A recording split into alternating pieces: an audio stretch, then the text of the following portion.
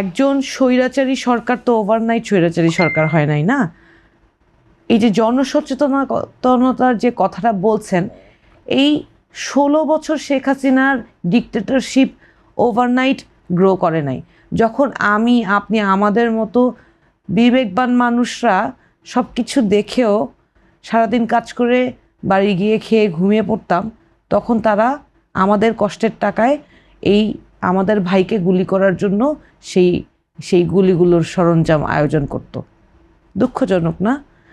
তখন যদি আমরা সবসময় এগুলোর প্রতিবাদ করতাম, শুধু রাজনীতিবিদদের হাতে ছেড়ে না দিতাম যে এই প্রতিবাদগুলো শুধু রাজনীতিবিদরাই করবে, সরকারের বিরুদ্ধে কথা শুধু রাজনীতিবিদরাই বলবে, তাহলে আজকে এতগুলো ভাই মারা যেত না।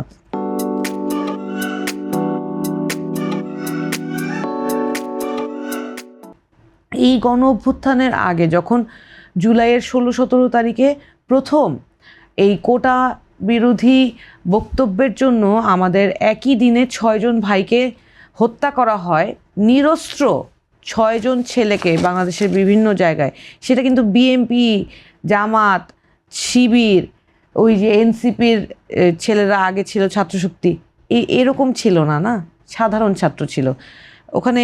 পরবর্তীতে ছাত্রদলের একজন ছেলের পরিচয়ও পাওয়া গিয়েছে যে প্রথম দিন নিহত হয়েছে যে ছেলেরা, কিন্তু ওরা কিন্তু দলীয় ব্যানারে নামে নাই, ওরা নেমেছিল ন্যায্য দাবিতে।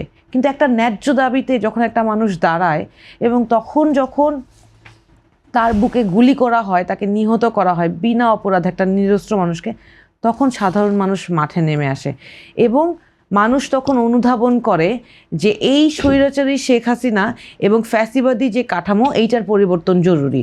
এই পরিবর্তনের যেই তীব্র আকাঙ্ক্ষা, সেইটাই এই এক দফায় রূপান্তরিত হয়।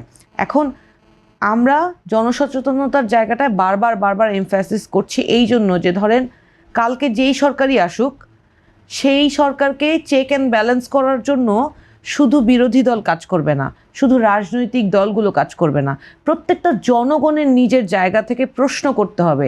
কারণ আপনি রাষ্ট্রের ক্ষমতাধারী, সরকারি দল না।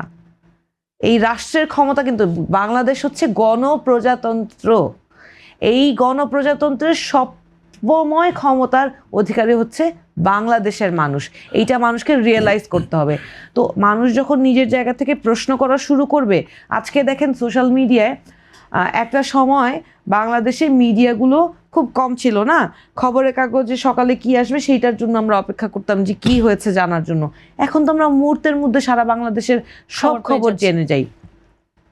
তো বিগত সরকারের আমলে আমরা দেখেছি যে অনেক মিথ্যা মামলা বিরোধী রাজনৈতিক মতবাদকে দমন করার জন্য দিয়ে তাদেরকে জর্জরিত করা হতো। অনেক পরিবার নিঃস্ব হয়ে গিয়েছে, গুম করা হয়েছে, খুন করা হয়েছে। ধরেন এরকম অনেক আমরা আসলে শেষ লাইন পেয়েছি যারা ধরেন মানে আইন শৃঙ্খলা বাহিনী পকেটে মাদক গুজে দিয়ে তাদেরকে মাদক পাওয়া গিয়েছে বলে গ্রেফতার করেছে।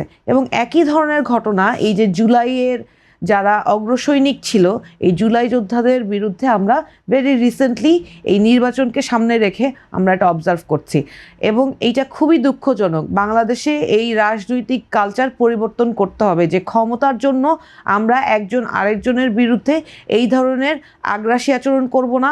আমরা আইন শৃঙ্খলা বাহিনীকে এবং প্রশাসনকে নিজেদের রাজনৈতিক স্বার্থ সিদ্ধি করার জন্য ব্যবহার করব না, এবং সেই ব্যবহারটা করতে হলেও কিন্তু পয়সা লাগে এবং ক্ষমতাও লাগে। সো এই জিনিসগুলো যখন আমি আমার দলের মধ্যে চর্চা করব, তখন আমার দলীয় কর্মীরাও শৃঙ্খলার মধ্যে থাকবে এবং সমস্ত মিডিয়া বলেন, গণমাধ্যমের যারা আছেন এবং প্রশাসনে যারা আছেন, আইন শৃঙ্খলা, সবাই ওই সিস্টেমে আসবে।